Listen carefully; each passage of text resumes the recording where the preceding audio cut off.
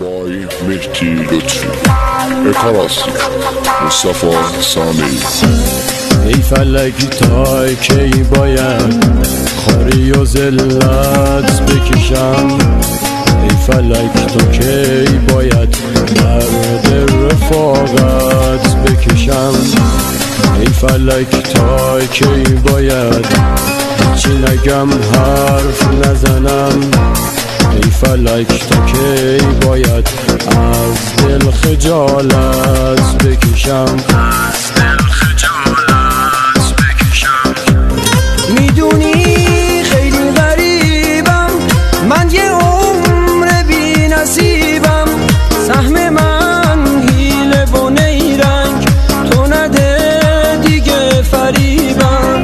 مایقم ساختم و ساختم، همه چی داشتم و باختم، دیگه بی خیال من شو، من دیگه تو رو شناختم. میدونی خیلی غریبم، من یه عمر بی نصیبم، سهم من حیله و نیرنگ، تو نده دیگه فریبم.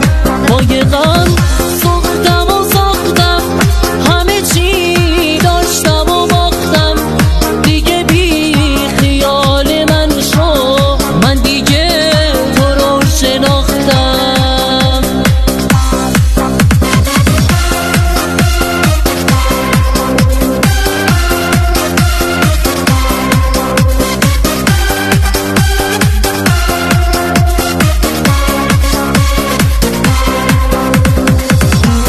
ای فلک کنج دلم غم و غصه خونه کرد، فکر بیش زنده موندن دلم و دیوونه کرد.